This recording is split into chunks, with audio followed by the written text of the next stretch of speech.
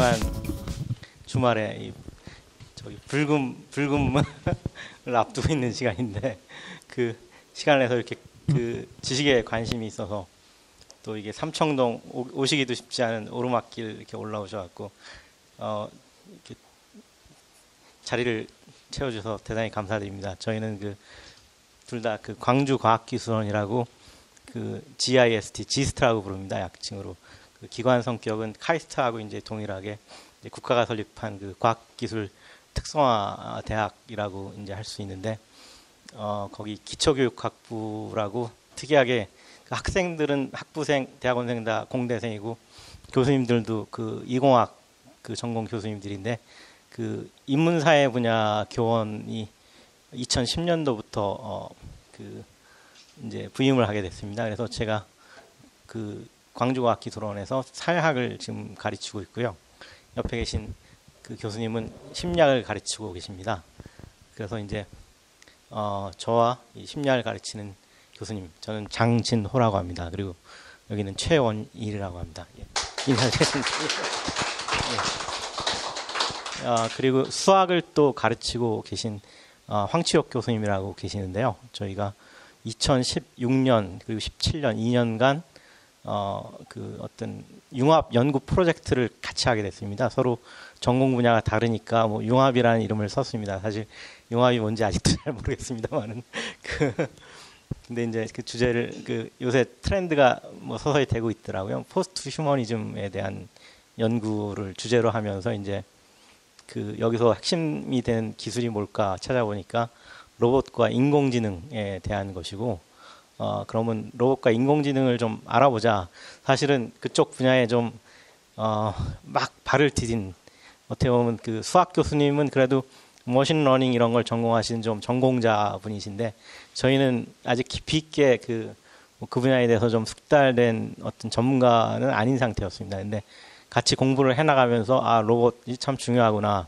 여기에 대해서 좀 더 이렇게 어떤 지식을 공유할 수 있는 뭐 그 자료는 없을까 찾아보다가 그 MIT 프레스에서 나오는 이 로봇 수업이라는 책을 그 발견했습니다. 그래서 그 전공자가 서로 다른데 이제 서로 파트를 나눠서 번역을 한 다음에 또 셋이 모여서 교정을 같이 봤습니다. 같이 보다 보니까 심지어 저희가 원서에 있는 그 원서가 그 잘못 인용한 부분까지 찾아내면서 그 교정을 하는 효과를 거둘 수 있었습니다. 그래서 이래서 다들 집단 지성 얘기를 하는구나 그런 생각까지 하면서 아주 보람이 있었는데 다행히 그 사이언스 북스에서도 책을 잘 편집해 주시고 또 교정이나 그 번역 조언도 잘 주시고 해서 아주 이렇게 멋있게 책이 예쁘게 나오게 돼서 아주 보람 있게 생각하고 있습니다. 그래서 참 저희가 마음 같아서는 다 한 권씩 드리고 싶은데 뭐 그럴 수는 없고 관심 있으시면 뭐 따로 뭐 구입을 하시거나 보시면 되겠습니다. 예, 그래서 이제 저희가 시간이 그러면 뭐 얼마 없기 때문에 이제 한 명씩 이렇게 주제를 뭐 달라 그래서 저는 아무래도 전공이 사회학이다 보니까 그 뭐 사회 경제, 뭐 일자리 문제 쪽에 좀 초점을 맞춰서 주제를 이렇게 그 4차 산업혁명과 뭐 일자리 이런 식으로 만들어 봤습니다. 그리고 최원일 교수님은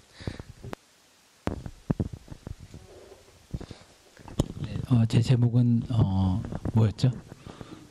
로봇에 대해서 어떻게 생각하세요?라는 제목으로. 그거는 제가 정한 게 아닙니다, 사실은. 그건 제가 정한 게 아니고요. 저는 그 밑에 있는 인간과 로봇의 상호작용. 그거에 저는 관심이 있는 사람인데 누가 정했는지 아직도 모르겠어요. 누가 그렇게 정해서 나왔더라고요. 제목이 이렇게 나와 있어서 역시 관객 동원에 센스가 있으시구나. 청중 동원에 저보다 심리학을 하셔갖고 심리를 잘 꿰뚫고 계시는구나 생각했는데 어쨌든 뭐 재밌는 토픽이 되는 것 같습니다. 저는 먼저 이제 일자리 관련해서 뭐 요새 얘기들이 저보다 더 많이 또 아시는 분도 있고 책들도 많이 나오더라고요. 그래서 제가 그거보다 또 더 나은 얘기를 뭘 할 수 있을까 고민이 많이 됐습니다. 그리고 뭐 나름 뭐 그래도 찾아보긴 했는데 또 책을 번역을 하고 다시 읽어보니까 번역하면서도 확인을 못했던 부분들이 다시 또 발견이 되는 겁니다. 그래서 역자라고 책을 꼼꼼히 다 아는 건 아니구나. 볼 때마다 이 새로운 또 이게 책이구나라는 생각도 들고 또 번역자로서 책을 볼 때랑 순수하게 이제 독자가 돼서 이 출판이 된 책을 볼 때가 또 다르다라는 생각을 하게 되는데, 그러면서 이 책을 역시 잘 골랐다. 내용이 상당히 깊이가 있다. 뭐 그런 또 안심을 하게 됐습니다. 또 저희가 혹시 뭐 부실하게 부실하게 책을 골라서 번역해 놓고 너무 뭐 이렇게 안심하고 있는 건 아닐까라고 생각을 했는데, 내용 중에도 보면 그 일자리와 관련돼서 좀 뭐 이렇게 표현이 있습니다. 그 챕터가 하나 있는데 경제 고용 문제와 관련해서, 근데 상당히 그 다양한 논의들을 균형 있게 좀 다루고 있더라고요. 예, 근데 좀 뭐 아쉬울 수 있는데 결론은 로봇의 이 부상과 일자리 미래와 관련해서는 우리는 명확히 아무것도 모른다. 그게 결론이었습니다. 그래서 이게 뭐 신중하긴 한데 해답이 없네. 좀 안타깝습니다. 그런데 왜 그러면 결론을 이렇게 냈을까 생각을 해봤는데, 이게 논의가 좀 갈리더라고요. 보니까 로봇이 우리의 일자리를 뭐 없앨 수 있다. 이게 좀 대세인 것 같고, 반면에 이제 낙관론자도 있습니다. 그래서 로봇은 이전에 그 산업혁명이나 기술적인 그 거대 변화와 마찬가지로 역시 또 연관된 새로운 일자리를 창출할 것이다. 그러니까 걱정할 필요 없다. 이렇게 뭐 얘기하는 또 입장도 있더라고요. 대표적인 게 그 ATM 논의가 이 책에도 좀 인용되어 있습니다만은, 그 ATM 그 현금 자동 지급기죠. 처음 등장할 때 우려를 했다 그래요. 이 ATM이 나오면 앞으로 은행 가서 이제 돈을 사람들이 찾곤 했는데, 그 자기 예금을 찾으러 은행에 굳이 갈 필요도 없고, 또 예금에 그래서 그 돈을 찾아주는 은행원, 미국에서는 텔러라고 그러죠. 텔러가 그러면 필요 없어지는 세상이 오지 않을까. 그래서 은행원들의 실업률이 올라갈 것이다라고 우려를 많이 했는데, ATM이 도입된 지 지금 수십 년 동안 이 추세를 확인해 보니까 오히려 그 은행원 수는 늘었다고 하더라고요. 그래서 로봇과 그 고용의 관계도 이 현금 자동 지급기 ATM과 그 은행원의 관계와 같이 뭐 크게 염려할 일은 없는 거 아니냐. 은행원이 또 단순히 그 예금한 돈 찾아주는 거 말고도 할 일이 다양하게 또 새로 생길 수 있듯이, 그런 그 어떤 새로운 그 고용 영역들이 뭐 사회가 복잡해지고 더 발전해 나가면서 이제 그 생기지 않을까, 뭐 그런 식으로 이제 좀 낙관론을 펴는 시각도 있는 것 같습니다. 그래서 이제 이런 걸 다 고려할 때 그 쉽게 단언하는 것을 좀 뭐 이렇게 주저하는 뭐 그러한 결론 같습니다.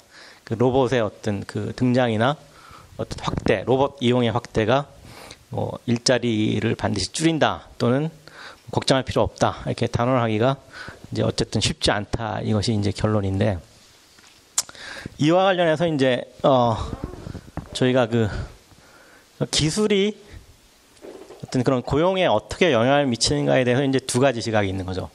하나는 그 이제 기술 결정론이라고 하는데, 기술은 반드시 특정한 사회적 결과를 낳는다라고 이제 인과관계에서 이제 그 기술을 X 독립변수로 보고 어떤 사회적 효과, 결과를 Y로 보는 뭐 그러한, 그러니까 기술의 그 어떤 원인적 성격을 지배적인 요소로 이제 보는 시각인데, 그건 이제 특히 과학이나 공학에 이제 종사하고 계신 분들이 그런 경향을 갖는 경우도 많습니다. 근데 꼭 그 분야 전공자가 아니더라도 이제 좀 미래에 대한 낙관론자, 특히 기술 낙관론자들이 기술 결정론적인 그 견해를 갖는 경우가 많습니다. 그러니까 최근에 가장 대표적인 기술 결정론자 내지는 낙관론자라고 보이는 인물 중에 이제 가장 영향력이 있는 사람이 그 들어보셨을 것 같은데, 레이 커즈와일이라는 사람 있죠.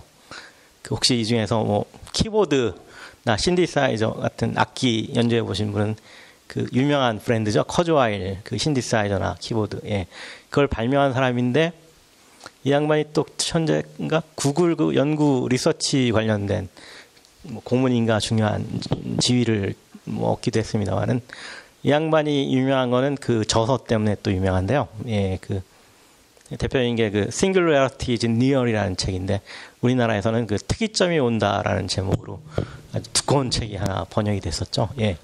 그래서 이걸 이제 이 Singularity라는 말을 특이점이라는 식으로 이제 번역을 했습니다. 우리나라에서. 그래서 이제 그 이게 미국에서는 거의 종교가 아니냐, 뭐 컬트로 보기도 한다 그래서 그 싱귤레리언이즘이라는 용어가 있더라고요. 특이점주의, 그러니까 뭐 특이점교 뭐 이렇게 볼 수 있는데 이제 그 실리콘밸리 쪽엔 그래서 그 싱귤러리티 유니버시티라고 대학까지 만들었다고 합니다. 그래서 이제 이 그 싱귤러리티 특이점이라는 개념을 중심으로 해서 어떤 어떤 이 기술에 의한 어떤 사회의 질적인 변화 또는 인류의 그 어떤 생물학적인 변화까지도 내다보는 시각인데요. 그래서 그 레이 커즈와일 같은 사람이 그 특이점이 온다라는 책에서는 2045년인가요? 그때쯤 되면 사람이 이제 인위적으로 자기의 생명도 계속 연장시킬 수 있는 기술이 가능할 것이다. 뭐 이렇게 보는 것 같고, 뭐 많은 질병들의 극복이나 뭐 SF에서나 가능했던 일들이 뭐 다 일어날 것처럼, 그러니까 이제 사회적 변화가 기술의 어떤 진화에 의해서 이제 스무스하게 이렇게 발전하는 게 아니라 갑자기 탁 튀는 이 지점을 이 싱귤러리티라고 본 것 같습니다. 이 싱귤러리티 포인트라고도 하는데 특이점이라고 본 것 같습니다. 근데 그래서 이 사람은 지금 나이가 꽤 있는데 그때까지 살면은 앞으로 더 계속 살 수 있다. 그래서 그때까지 2045년까지 살기 위해서 하루에 뭐 굉장히 많은 알약을 먹는다고 합니다. 그때까지만 살면 나는 안 죽을 수 있다. 뭐 이런 확신이 있는 것 같은데, 그러니까 약간 종교적이죠. 예.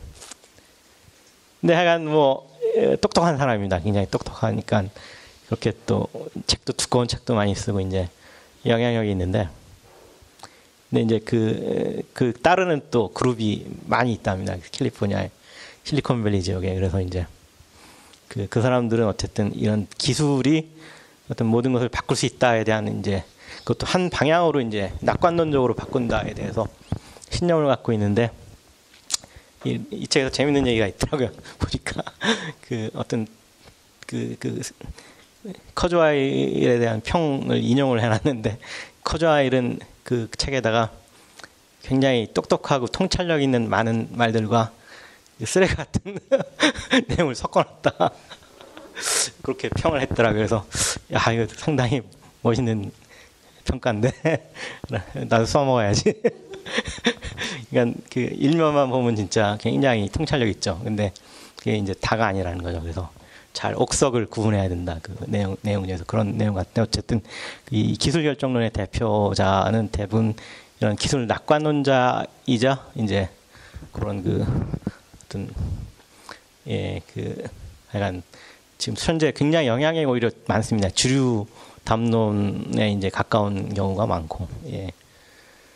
근데 이제 그런 그 기술 결정론 말고 또 다른 입장이 기술의 발전이 일방적으로 어떤 사회적 변화, 특히 경제나 고용의 변화를 뭐 한 방향으로 낳는 것이 아니라 다른 그 여러 가지 사회적 의사결정 과정이나 제도적 관성 또는 뭐 사회 세력 간의 정치적 그 경합관계, 힘관계 이런 것들이 중요하다, 이렇게 보는 것이 이제 사회 구성주의라고 합니다. 그 소셜 컨스트럭티비즘 뭐 이렇게 얘기도 하고, 예.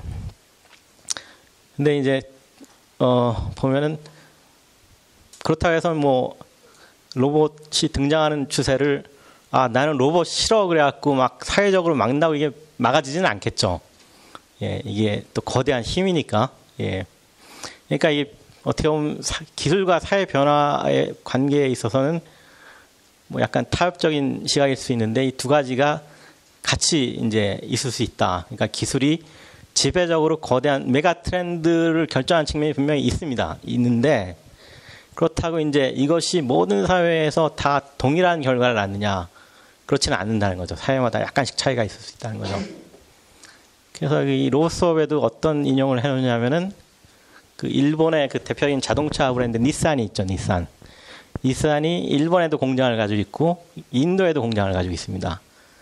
근데 자동차 업계야말로 그 노동력의 그 로봇 대체율이 굉장히 높은 산업 영역이기도 한데, 근데 이제 일본이 특히 그 로봇 밀도가 높은 나라죠. 세계 2위로 제가 기억하고 있는데, 여러분 혹시 세계 1위 국가가 어딘지 아십니까? 로봇 밀도 세계 1위. 예, 우리나라입니다. 대한민국. 일본보다 몇 배가 높습니다. 예, 저도 깜짝 놀랐는데, 역자 후기에 들어가는데, 예. 근데 어쨌든 그 일본은 옛날부터 그 로봇에 대한 그 애착이 굉장히 큰 나라죠. 그 문화적으로도 그렇고 이 책에서도 그 로봇과 문화에 관한 챕터에서 이제 일본 애니메이션이나 그걸 또 많이 적어놨더라고요. 그리고 실제로 그 일본 그 로봇 과학자들이 그 아톰이란 만화에 영향을 많이 받았다 이렇게 자인하는 글도 많이 본 기억이 나는데 여러분 혹시 아톰을 보신 적이 있나 모르겠네요. 그 영어로 애스트로보이라고 번역이 돼 있었는데 이게 1950년대 나왔나요? 그 일본에서 나온 최초의 그 로봇 만화이자 그 TV 로봇 애니메이션입니다. 55년에 나왔나? 50년대 초에 나왔는데 한 그 어렸을 때 로봇 만화를 보고 큰 세대들이 일본의 그 로봇 인더스트리를 만든 겁니다. 그리고 로봇 과학자들이 되고 그 로봇의 브레인에 해당한다고 볼 수 있는 인공지능 분야를 개척해 왔는데 그 만화를 만든 사람은 아주 유명한 사람이죠. 데지카 오사무가 그 일본 만화의 신이다 뭐 이렇게 얘기되는 사람인데 그 이후에 일본 그 만화 흐름 속에 그 로봇 계열 만화들이 또 많이 있죠. 그 여러분들이 또 아실려나 최근에 개봉한 그 마징가라는 만화가 최근에 우리나라에도 극장 개봉을 했더라고요. 그 리메이크판인데 예 근데 하여간 그 뭐 그런 아톰에서 마징가로 이어지고 또 최근에 뭐 건담 같은 것도 있죠. 예. 그 일본의 그 문화 중에는 이 로봇에 대한 선망 이런 게 굉장히 강한 것 같아요. 이 어떤 인간이 할 수 없는 어떤 그 능력을 극대화한 어떻게 보면 인간이라고 보는 거죠. 예, 예. 근데 어쨌든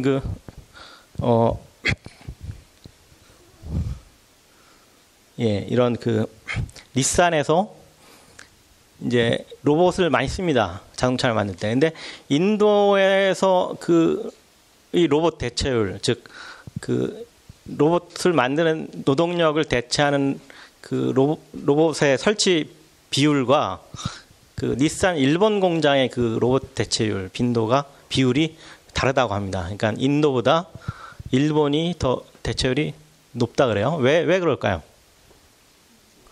그쵸, 인건비. 예. 인도가 사람값이 싼 겁니다. 예. 그러니까 저 로봇을 써서 노동 비용을 아끼느니 차라리 그냥 뭐 싼 인도 노동자 고용하고 말자 이렇게 되는 거죠.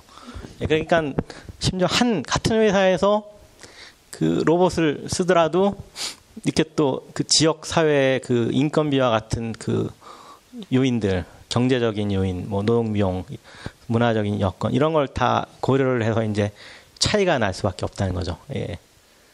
그런 요인도 있다는 거죠. 이렇게 크게는 어떤 로봇이나 인공지능과 같은 이 4차 산업의 핵심적인 새로운 기술들이 어떤 거대한 사회적 변화를 분명히 일으키는 것은 분명하고 필연적인데 이것이 특수한 사회적 맥락 속에서 이렇게 드러나는 방식은 모든 사회가 똑같지는 않을 것이다. 이것과 어느 정도 이렇게 좀 모양이 다르게 영향을 미칠 수 있는 부분들은 분명히 있다. 가령 뭐 일자리 특정한 사회에서 아주 중요하게 여기는 일자리가 있다고 합시다. 그러면 그쪽이 어떤 기술로서 대체가 가능할 수 있다고 하더라도 즉 그 일자리를 대체할 수 있는 기술적 능력이 충분히 발전이 됐습니다. 어떤 특정한 발명이나 기술 개발을 통해서 그래도 쉽게 못 바꿀 거라는 거죠.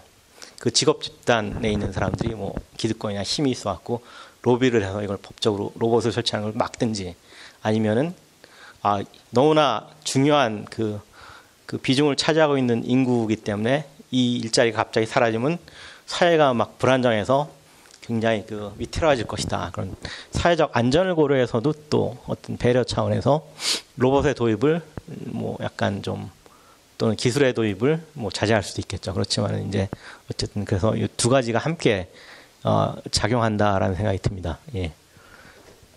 그래서 우리가 어쨌든 이 거대한 뭐 기술 결정론의 어떤 영향은 있지만은 일방적으로 이것이 뭐 동일하게 어떤 사회적인 결과를 한 방향으로 낳거나 똑같이 나올 것이다라고 또 단언하기는 쉽지 않다, 어렵다 이런 말씀을 하나 드릴 수 있을 것 같고요.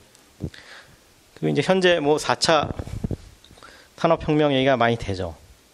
뭐 많이 들어보셨을 겁니다. 이게 한 2016년 초에 1월에 뭐 많이 아시겠지만 스위스 다보스 포럼이라고 그 전 세계 유명한 그 명사들이 다 모여서 무슨 이렇게 회합을 갔는데 그때 주제가 Understanding the Fourth Industrial Revolution이었습니다. 그러니까 4차 산업혁명 이해하기. 그게 이제 공통 주제였어요. 그걸 놓고 세계 정관계, 뭐 지성계, 학계, 문화계 유명인들이 모여서 이제 논의를 한 겁니다. 그리고 그때도 배포된 그 자료 중에서 이제 그 일자리의 미래, The Future of Job인가? 뭐 하여간 그런 보고서도 옥스퍼드 대회에서 이제 마련이 됐다고 합니다. 예. 그래서 이제 근데 잘 몰랐어요. 우리는 사실은. 근데 그게 유명하게 된 게 사실은 그 알파고 쇼크입니다. 그해 초에 무슨 일이 있었죠? 그 구글 그 자회사 딥마인드에서 그 요상한 그 소프트웨어 프로그램을 하나 들고 와더니 딱 영국 국기를 붙여놨더라고요. 영국 기사인 것처럼 그 회사가 이제 영국에서 만들어져서 그런 것 같은데 구글이 본사가 미국일 텐데 어떻게 또 영국 국기를 붙였는지 그건 알 수가 없는데 그래서 이제 그 우리의 자랑스러운 이세돌 구단하고 이제 경기가 붙었죠. 바둑 경기가. 근데 그 세계 최고라고 생각하니까 이제 인간 대 인공지능 간의 대결을 해서 붙었는데 결과가 어떻게 됐죠? 예. 5대 4로 졌나요? 4대 1. 아, 4대 1로 이겼죠. 이세돌이? 아니 그러니까 그러니까 그렇죠. 한 번 이겼죠. 아, 맞아. 그렇죠. 5대 4로 이긴 그 똑같은 얘기. 아, 5대 4가 아니라 5경기 중에 4번 이겼죠. 맞아요. 예. 아, 갑자기 헷갈리네. 예. 이세돌 구단 응원하셨습니다. 이거 뭐 내심 뭐 예, 참 이 뭔가 이 그래도 사람이 너무 무참하게 지면은 좀 씁쓸하겠다라는 생각이 있었는데 예상보다 좀 너무 세더라고요. 왜냐하면 그때 많이 이 정도로 발전하리라고 예상을 못했더라고요. 인공지능 전문가들도 이 정도로는 예상을 못했다는 얘기도 있었는데, 근데 그때 이제 도입된 기술이 그 딥러닝이라는 기술입니다. 딥러닝이라고 해서 이제 이전까지의 인공지능 기술과 좀 다른 새로운 혁신적인 기술인데, 자체 학습 기술이라고 뭐 표현하면 되려나? 제가 그쪽 전공자는 아니라서 자세히는 모르지만은 인공지능이 스스로 이제 학습을 해갖고 이제 대안을 찾게 하는, 그러니까 자체적인 어떤 그 뭐 정해진 예측 가능한 프로그램에 의해서 뭐 인간이 미리 그 길을 안내하기보다는 인공지능이 스스로 소프트웨어가 스스로 이제 그 여러 번 그 연습을 통해서 어떤 자체적인 길을 찾아보도록 되어온 인공지능에 뭐 더 자율성을 준 거일 수도 있는데, 그런 방식을 그 사실은 토론토 대학에서 만들어진 뭐 기술입니다. 이게 그래서 캐나다가 이게 그 연구진이나 그 연구 인력 수는 그렇게 뭐 세계적으로 많지는 않지만 상당히 그 인공지능 그 영역에서 브레이크스루라고 할 수 돌파구와 같은 새로운 영역을 열어 제꼈는데, 그 기술이 도입된 게 바로 그 알파고였는데 그 이세돌 구단을 이겨버렸죠. 그러면서 이제 패닉에 빠진 겁니다. 그 바둑계가 일단 제일 먼저 야, 우리 다 이제 뭐 먹고 사냐 이렇게 됐겠죠. 그 실업의 위협에 가장 처음으로 시달리게 된 그 전문 직종이 바둑 기사들이 아닐까 싶은데, 물론 이제 그 전에 체스 기사들이 있었죠. 체스도 또 미국에서 먼저 이제 인공지능 그 왓슨이라고 IBM 인공지능이 그 체스 게임의 세계 챔피언을 눌러버린 일이 먼저 있긴 있었는데, 체스보다 바둑이 엄청 더 복잡하고 이 어떤 그 어려운 그런 그 기술이라고 합니다. 그래서 이제 체스까지는 그래도 인공지능이 이겼는데 바둑은 설마 안 될 거야 이렇게 생각을 했던 겁니다. 그때까지는.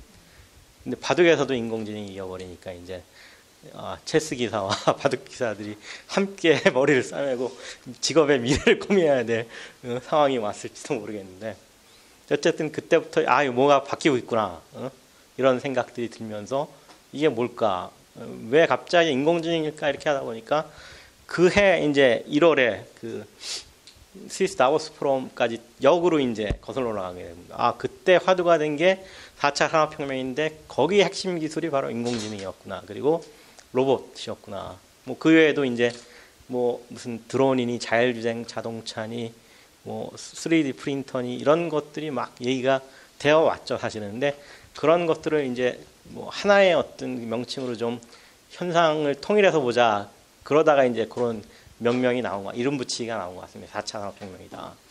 그 다보스 포럼의 그 회장이 그 명칭을 쓴 걸로 알고 있는데 클라우스 슈밥인가 그 스위스 경영학자입니다. 사실은 경영학자인데 이 사람이 이제 지금 속편까지 됐더라고요. 최근에 우리나라에 번역이 돼 나왔습니다. 그 4차 산업혁명 그 다음인가 뭐 그 이후인가 이런 책까지 나왔는데 근데 이제 그 4차 산업혁명을 구성하는 기술들이 이제 그런 AI, 인공지능, 로봇, 빅데이터, 클라우드, 사물 인터넷, 그다음에 생물학에서도 그 이제 요새 크리스퍼라는 유전자 가위 뭐를 이용한 이렇게 그 생명학의 어떤 새로운 영역이 지금 뭐 많이 얘기가 돼 있습니다. 근데 이런 기술들이 그러면 어떤 결과를 낳길래 왜 뭐 새로운 산업혁명이라고까지 얘기를 하느냐? 그래서 새로운 그러면 이 기술들이 초래하는 거대한 메가 트렌드는 뭐냐? 그러니까 세 개가 보통 키워드가 되더라고요. 그러니까 하나가 이제 초지능화, 소위 말하는 그 스마타이제이션이라고 얘기할 수 있나? 모두가 이제 똑똑해진다, 기술이 똑똑해진다 이겁니다. 그래서 이제 그 정부에서도 그래서 새로운 기조를 지능 정보 사회를 키워드로 요새 모든 부처에서 그 미래를 이제 고민하고 있다고 합니다. 그 지능 정보화. 그러니까 저희가 90년대 중반 이후 인터넷 시대가 활짝 열린 때는 정보화를 얘기를 많이 했죠. 그래서 97년 외환위기 직후에 우리나라가 이제 그 사회적으로 상당히 그 갑갑한 상황이었죠. 실업자가 막 생기고 기업이 부도나고 그러니까. 근데 그때 뭔가 희망을 줘야 되니까 정부에서 산업화엔 늦었지만 정보화에 앞서가자. 그런 육교 같은데 프레카드 붙어 있고 그랬어요. 예. 그러면서 이제 우리나라가 앞서갔죠. 이때 돌파한 기술이 그 브로드밴드 도입하고 이제 CDMA 다중 분할 접속 방식의 그 퀄컴 기술을 삼성이 써다가 이제 이렇게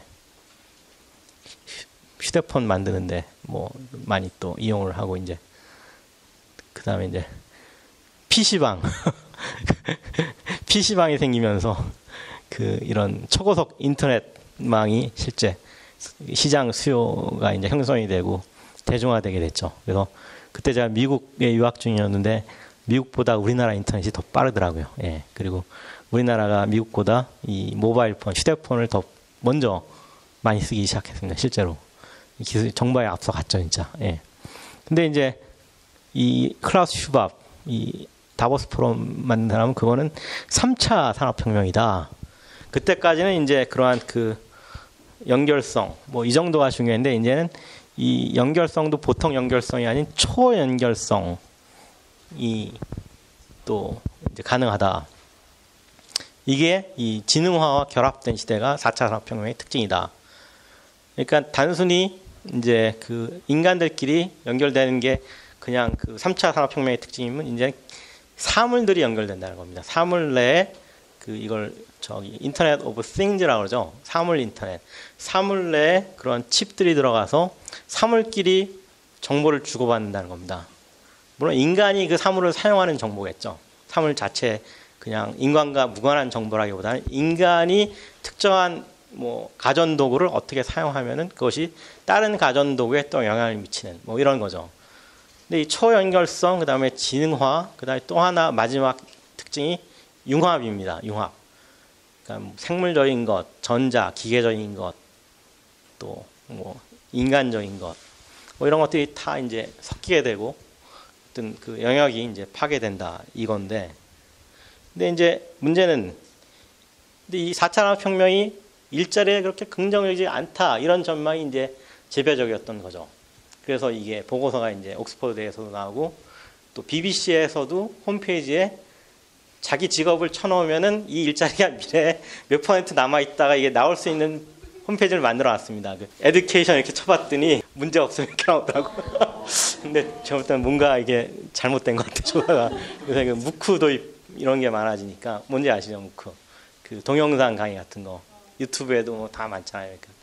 그러니까 이 교수라는 직업이 필요 있나 앞으로 그런 생각도 하게 되는데 어쨌든 이렇게 좀 어려운 상황 속에서 그럼 굳이 일자리를 파괴하는데 우리가 왜 이 4차 산업혁명에 뛰어들어야 되지? 이거 뭔가 안 좋은 거 아닌가? 그렇게 생각할 수 있잖아요. 예. 근데 문제는 우리가 이걸 피해갈 수는 없겠다는 겁니다. 그래서 시나리오가 세 가지가 있는데 하나는 그냥 무시하고 우리 지금까지 잘하던 거 계속 잘하면 된다 이겁니다. 근데 문제는 더 잘하는 이 혁신적인 파괴적인 기업들이 막 나오잖아요. 구글, 아마존, 뭐 애플, 중국의 뭐 바이두, 그다음에 알리바바닷컴. 요새는 그 아마존 대 알리바바의 뭐 진검승부 뭐 이런 얘기까지 나오던데 세계 유통업계를 이 두 기업이 재편할 거다 뭐 이런 얘기까지 나오고 있습니다만은 예. 근데 우리나라에서 지금 네이버로 만족할 수 있겠습니까? 카카오로 만족할 수 있겠습니까? 이게 앞으로 살아남을 수 있겠냐는 거죠. 근데 이것만 아니라 삼성, 현대 글쎄요 모르겠습니다. 이런 기술이 단순히 그냥 새로운 기술이 아니라 생산성을 분명히 더 업그레이드 할 건데 그냥 지금까지 해온 대로 하고 혁신에 대해서 대비하지 않으면 결국 망한다는 거죠. 결국은 뭐 인수되겠죠. 없어지거나. 우리나라 일자리를 못 지키는 거죠. 예. 근데 이제 문제는 근데 대책 없이 그러면 뭐 혁신만 하자. 지금 분위기가 이제 그런 게 좀 많습니다. 문제는 그러다 보면 또 일자리 파괴적인 혁신에 대해서 너무 무비판적으로 그냥 수용할 수 있는 가능성도 있습니다. 이게 시나리오 2입니다. 그러니까 시나리오 1은 지금 잘하는 거 그대로 하자. 그러다 망하는 게. 시나리오 2는 대책 없이 그냥 바꿔야 된다 이것만 하는 겁니다. 돌진적인 변화를 돌진적으로 변화를 추구하는 건데 이것도 이제 너무 파괴적 혁신으로만 갈 수 있다.